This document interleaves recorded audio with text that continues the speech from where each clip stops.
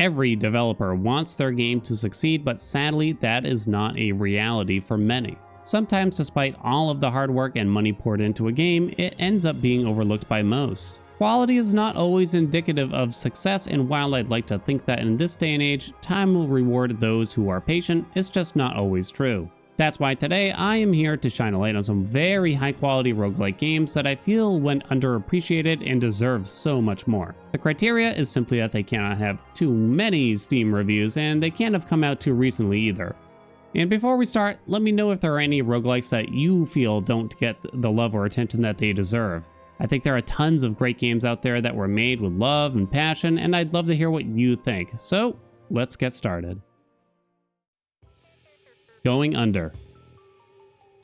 This game is actually our most popular roguelike in a sense on the list, believe it or not, but I always felt like more people needed to know about it because it is such a gem. Going Under is a charming third-person action roguelike set in an office environment where you work with your colleagues to solve the mysteries underneath the building. The characters are funny and witty with great dialogue, and the story is absolutely mesmerizing. Oh, and this music is just a total slap, by the way. When you start a run, you'll be exploring other failed startups underneath your own office and solving the mystery of what happened to them. You'll pick up weapons like staplers and baseball bats at first around the rooms in order to defeat the different creatures that appear in the depths. You won't be able to hold on to them for long though, since all weapons break eventually, meaning you'll have to be quick on your feet to find your next one. You can find more advanced weapons like tridents that shoot fireballs and water guns that you could save for bosses later if you wanted. There are also shops that sell various power-ups along the way, such as more melee damage, for example. Overall, Going Under is a very satisfying experience that is really well-rounded, and it has an amazing story with really memorable boss battles. The areas where I feel that it falls short is that I don't think the business references will click with everyone, and the combat isn't as enveloping as with some other games. I still definitely recommend this game for any roguelike enthusiast, so please give it a shot. Forward Escape the Fold.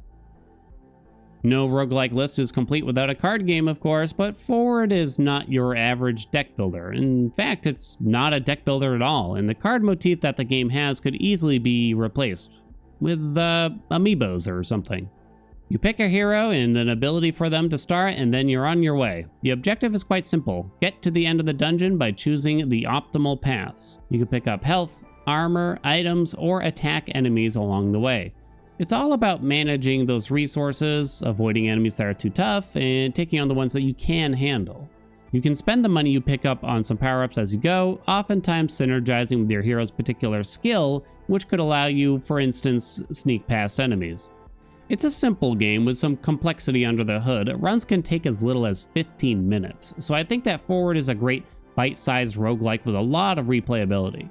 The only drawback I can see is that it definitely feels like some runs are destined to fail out of the gate when playing the harder difficulties especially. I personally think this isn't so bad given how short and snappy the runs are, but those of you looking to get a 100% win rate, yeah, it's gonna be a problem. 30XX. Itching for some of that retro Mega Man action, but Mighty No. 9 got you burnt? Well, 30XX is the spiritual successor you're looking for, and it's a roguelike. 30XX is actually a sequel to the game 20XX, and you can tell they're really going big for the sequel. I mean, the most recent update actually lets us create our own levels for the game. Now, it is still early access, but it did just get a 1.0 launch date of August 9th, 2023, so it won't be long now until we see it possibly on other platforms. You'll be blasting away with a large arsenal of moves and weapons while traversing dangerous platforming sections in a 2D landscape.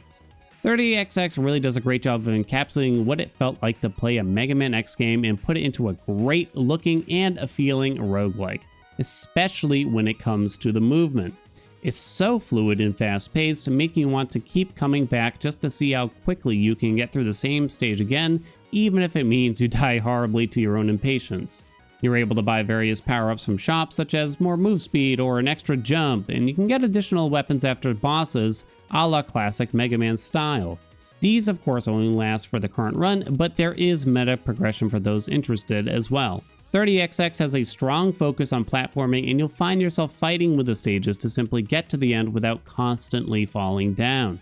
Since the stages are procedurally generated, you don't really get the same satisfying feeling that you may with the handmade levels in other games. Nevertheless, 30XX is a great action roguelike that has definitely flown under the radar. Go check it out. Astral Ascent. Prepare your eye spheres for some of the best pixel art that has ever existed. The animations, character portraits, and enemy designs are all breathtaking in Astral Ascent. But there is also substance behind the pretty pictures. Elaborate spell combos and fast-paced action make Astral Ascent a hectic pleasure to play. You'll start off each run with a few basic spells that get cycled as you keep using them, but you'll gain more powerful spells as you continue the run. In order to use your spells, you'll need to use your basic attack to keep your mana up. You'll be able to add modifiers to each spell, which is where a lot of the customization is in the game and definitely requires a lot of thought to load out optimally. On top of the spells, you'll be able to spend currency on stat increases or healing. There are also multiple playable characters, each with their own signature spells, that can also be upgraded as the run goes on. There is a lot to talk about with Astral Ascent in terms of what it has to offer. There are many unique bosses, biomes, special encounters, meta progression, oh and by the way, co-op. That's right, you can team up with a buddy to fight against the different Zodiac bosses that the game has to offer. I don't really have any strong criticisms for the game other than the fact that runs tend to last kind of a long time if you get very far, and as with most side-scrollers, visual noise gets in the way of playing very accurately. Astral Ascent is still in early access with no 1.0 release date yet, but the game has come a long way already, so I can pretty much guarantee it's gonna be a hit. Army of Ruin.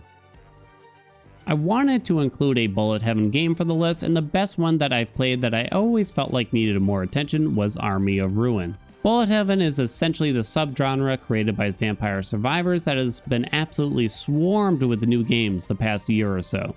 There are so many of these games now that it's very hard to separate the good from the mediocre. I could write an entire essay about the subgenre and how I feel about it, but that'll have to be another video. The reason that Army of Ruin stands out above the rest of the genre is because of the better visuals and a very large amount of variety. The game does a great job of getting you to hunt for achievements and unlockables by giving you small missions to accomplish with each stage as well. There are numerous weapons and passives to try out, special evolutions for each, power-ups to collect, heroes to unlock, and more. The game launched into 1.0 relatively recently, and it's clear that the devs listened to player feedback because we can see numerous changes and improvements that were highly requested, such as turbo mode.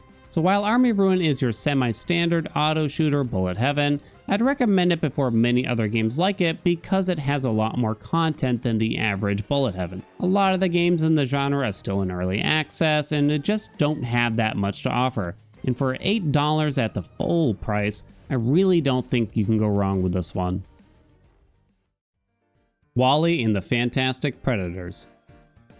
This is actually the least well-known game on our list, and I really don't know why.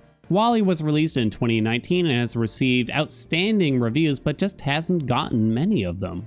The game is so absolutely charming and mesmerizing that I was unable to put it down until I got a win after I first started playing. The characters are adorable and funny, and the music is a bop, and the stages are an absolute trip. Wall-E kinda plays like a more reasonable Nuclear Throne with a large arsenal of weapons to potentially use to defeat the very unique but challenging bosses. You'll need to manage your explosives to try to reach chests for money in the walls, which will allow you to purchase important upgrades from, this guy.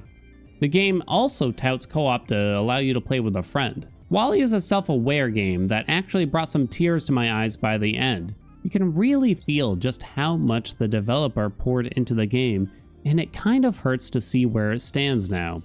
So why haven't more people played it? Well, I won't lie, it doesn't have a ton of replayability.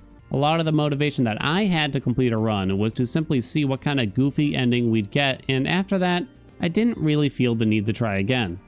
But not every game needs to provide dozens of hours of content, and sometimes the quality of the experience outweighs the time it took. It is also a very challenging and punishing game with no meta progression to reward time spent playing, so some players may have simply given up early on after a few losses. But I still feel like Wall-E has a lot to offer, and I feel like it has some things that not every roguelike or even just every game has. A unique, heart-wrenching experience that you will not forget. Check it out if you got 15 bucks to spare. Of course, I got a few honorable mentions here. I think these are fantastic games that have flown under the radar for the most part, but maybe just not as much as the official list. Ember Knights is a fantastic pixel art isometric action roguelike with a ton of promise as it continues in early access. Voidigo is a charming top-down shooter similar to Nuclear Throne or Enter the Gungeon that just launched into 1.0. And Spiritfall is a more recent release that is a great mashup of Smash Brothers and Hades of all things that's receiving regular updates in early access. Revita. Have you ever played a game that you just feel compelled to tell all of your friends about, but no matter how much gushing and recommending you do, you can't seem to convince them to try it? That game for me is Revita. So Revita is a side-scrolling shooter that might be in a similar vein as Neon Abyss in terms of gameplay. The art is absolutely breathtaking, and the music, oh my god, the music! Some of these songs still live rent-free in my head months after putting the game down. The animations are smooth, there are tons of great nods and references, the bosses are unique and satisfying. Revita has so many great qualities that I really don't think you'd actually believe me as I say it.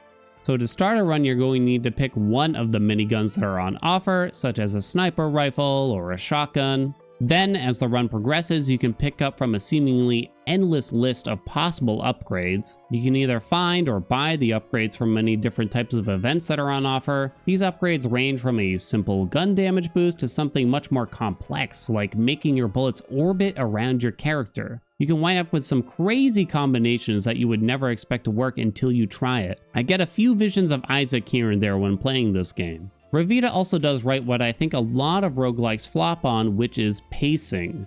Each individual enemy chamber is quite short and snappy, allowing you to move quickly through each room as you play more and more, but not forcing you to go faster than you want. You then face a boss at the end of each zone, which can reward you for mastering the fight and not getting hit. The game does a great job of balancing combat with player choice, such as choosing which room to visit next or what upgrade to possibly take. What I mean here is that Revita doesn't make the mistake that a lot of other roguelikes do, which is making it too combat heavy and not allowing players to make more choices.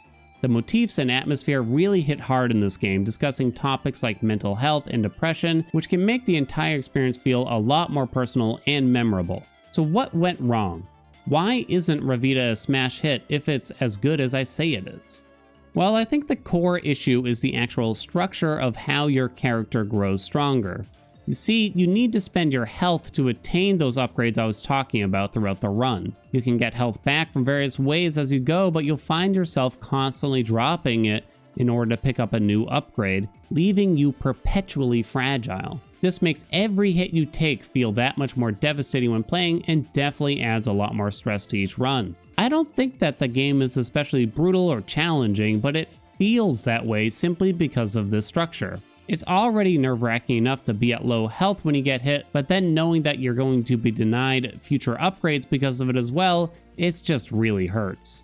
It doesn't make Revita a bad game at all. In fact, it makes it really unique. I think we as players would just need to grow accustomed to that feeling of anxiousness while playing in order to really enjoy it. For all of the qualities that this game has, it deserves way more praise and attention. And by the way, despite the lack of attention, the developer has continued to work toward a 2.0 version of the game that is expected this year possibly, which the developer has said is enough content to almost make a sequel. I really wish them all the success in the world because their game has brought me a lot more fun and enjoyment than the 15 bucks I spent on it would have. Please, please, please, please, check out Revita. It's also available on Switch if you're interested.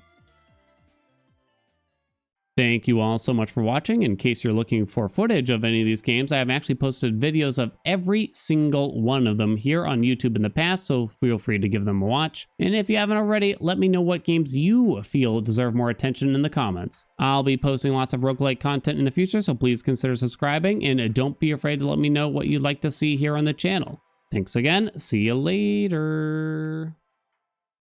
This time.